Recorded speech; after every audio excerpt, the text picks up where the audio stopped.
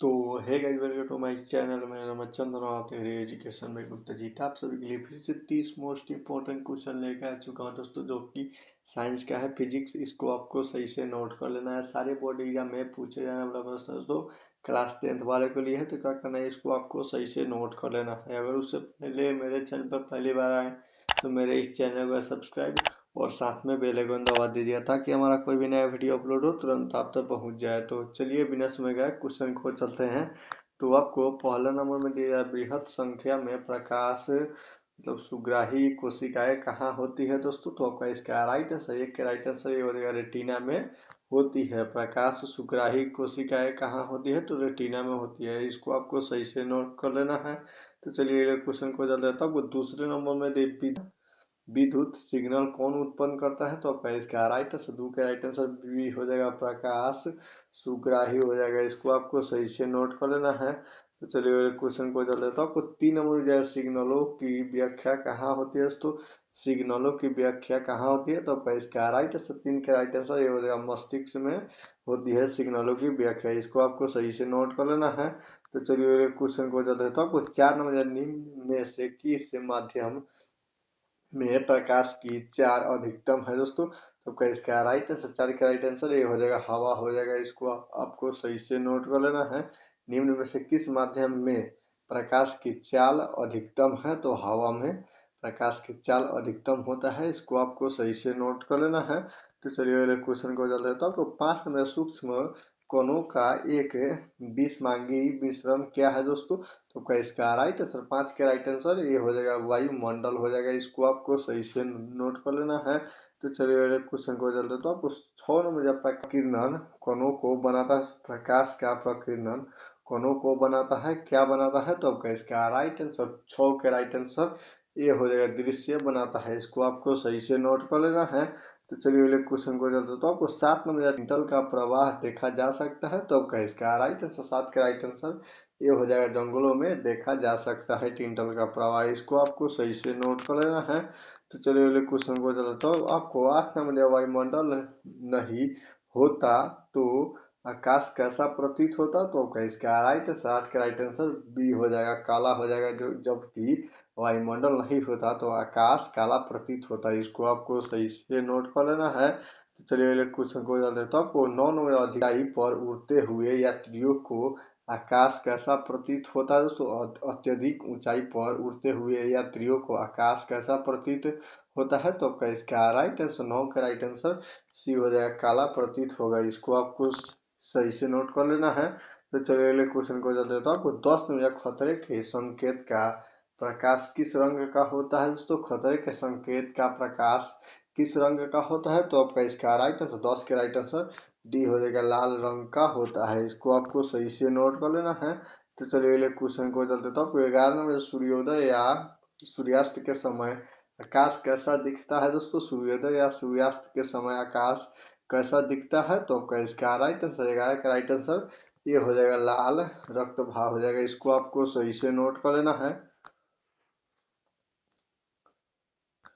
तो चलिए अगले क्वेश्चन को चलते देता हूँ। आपको 12 बजे दोपहर के समय सूर्य कैसा प्रतीत होता है, तो दोपहर के समय सूर्य कैसा प्रतीत होता है, तो आपका इसका राइट आंसर, 12 का राइट आंसर बी हो जाएगा, श्वेत प्रतीत होता है सूर्य। इसको आपको सही से नोट कर लेना है। तो चलिए अगले क्वेश्चन को चलते देता हूँ। आपको 13 नंबर ओम के नियम क्या निहित है दोस्तों। ओम के निहित ओम के नियम क्या निहित है, तो आपका इसका राइट आंसर, 13 का राइट आंसर बी हो जाएगा, भी बराबर आई आर में निहित है ओम के नियम। इसको आपको सही से नोट कर लेना है। तो चलिए अगले क्वेश्चन को कर देता हूँ। आपको 14 नंबर या विद्युत धारा की प्रबलता का एसआई मात्रक क्या है दोस्तों। विद्युत धारा के प्रबलता का एसआई मात्रक क्या है, तो आपका इसका राइट आंसर, 14 का राइट आंसर ये हो जाएगा, एम्पियर हो जाएगा, विद्युत धारा के प्रबलता का एसआई मात्रक। इसको आपको सही से नोट कर लेना है।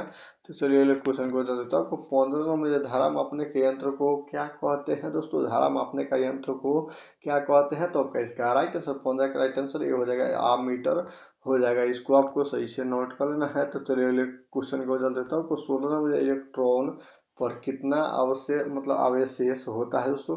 इलेक्ट्रॉन पर कितना अवशेष होता है, तो आपका इसका राइट आंसर, 16 के राइट आंसर डी हो जाएगा 1.6 हैशटैग 10 V-19 कूलम हो जाएगा। इसको आपको सही से नोट कर लेना है। तो चलिए अगले क्वेश्चन को चलते हैं। तो आपको 70 नंबर प्रतिरोध का एसआई मात्रा क्या है दोस्तों? प्रतिरोध का एसआई मात्रा क्या है? तो आपका इसका राइट आंसर 17 का राइट आंसर सी हो जाएगा। प्रतिरोध का एसआई मात्रा क्या हो जाएगा? ओम हो जाएगा। इसको आपको सही से नोट कर लेना है। तो चलिए अगले क्वेश्चन को चलते हैं। तो आपको 18 नंबर जूल कूलम किसके बराबर होता है? तो जूल कूलम किसके बराबर होता है? तो आपका इसका राइट आंसर 18 का राइट आंसर बी हो जाएगा। वोल्ट के बराबर होता है जूल कूलम। इसको आपको सही से नोट कर लेना है। तो चलिए अगले क्वेश्चन को चलते हैं। तो आपको 19 नंबर विभवांतर का एसआई मात्रा क्या है दोस्तों? विभवांतर का एसआई मात्रा क्या है? तो आपका इसका राइट आंसर 19 का राइट आंसर सी हो जाएगा। वोल्ट हो जाएगा। इसको आपको सही से नोट कर, विभवांतर का एसआई मात्रा क्या हो जाएगा? तो वोल्ट हो जाएगा। इसको आपको सही से नोट कर लेना है। तो चलिए अगले क्वेश्चन को चलते हैं। तो आपको 20 नंबर विशिष्ट प्रतिरोध का एसआई मात्रा क्या है दोस्तों? विशिष्ट प्रतिरोध का एसआई मात्रा क्या है? तो आपका इसका राइट आंसर 20 का राइट आंसर ये हो जाएगा। ओम मीटर हो जाएगा। प्रतिरोध का विशिष्ट प्रतिरोध का एसआई मात्रा ओम मीटर हो जाएगा। इसको आपको सही से नोट कर लेना है। तो चलिए अगले क्वेश्चन को चलते हैं। तो आपको 21 नंबर विभवांतर मापने वाला यंत्र को क्या कहते हैं? तो विभवांतर मापने वाले यंत्र को क्या कहते हैं? तो आपका इसका राइट आंसर 21 का राइट आंसर डी हो जाएगा। वोल्ट मीटर हो जाएगा। इसको आपको सही से नोट कर लेना है। तो चलिए अगले क्वेश्चन को चलते हैं। तो आपको 22 नंबर विद्युत शक्ति का एसआई मात्रा क्या है दोस्तों? विद्युत शक्ति का एसआई मात्रा क्या है? तो इसका राइट आंसर 22 का राइट आंसर सी हो जाएगा। वाट हो जाएगा। इसको आपको सही से नोट कर लेना है। तो चलिए अगले क्वेश्चन को चलते हैं। तो आपको 23 नंबर अवशेष प्रवाह के समय की दर को क्या कहा जाता है? तो अवशेष प्रवाह के समय की दर को क्या कहा जाता है, क्या कहते हैं? तो इसका राइट आंसर 23 का राइट आंसर ये हो जाएगा। धारा कहते हैं। जब अवशेष प्रवाह होते के समय दर को क्या कहते हैं? तो धारा कहते हैं। इसको आपको सही से नोट कर लेना है। तो चलिए अगले क्वेश्चन को चलते हैं। तो आपको 24 नंबर जाए, एक कूलम का तुल्य क्या होगा? एक कूलम मतलब कूलम का तुल्य क्या होगा? तो आपका इसका राइट आंसर 24 का राइट आंसर बी हो जाएगा। 1 एम्पियर गुने 1 सेकेंड हो जाएगा। इसको आपको सही से नोट कर लेना है। एक कूलम का तुल्य 1 एम्पियर गुने 1 सेकेंड हो जाएगा। इसको आपको सही से नोट कर लेना है। तो चलिए अगले क्वेश्चन को चलते हैं। तो आपको 25 नंबर किलो वाट घंटा का मात्रा क्या है दोस्तों? किलो वाट घंटा का मात्रा क्या है? तो आपका इसका राइट आंसर 25 का राइट आंसर बी हो जाएगा। विद्युत धारा विद्युत ऊर्जा का हो जाएगा। इसको आपको सही से नोट कर लेना है। किलो वाट घंटा का मात्रा क्या है? विद्युत ऊर्जा का। इसको आपको सही से नोट कर लेना है। तो चलिए अगले क्वेश्चन को चलते हैं। तो आपको 26 नंबर एक विद्युत यूनिट बराबर कितना होता है? तो एक विद्युत एक मतलब एक यूनिट बराबर कितना होगा? तो आपका इसका राइट आंसर 26 का राइट आंसर बी हो जाएगा। 1 किलो वाट घंटा हो जाएगा 1 यूनिट बराबर।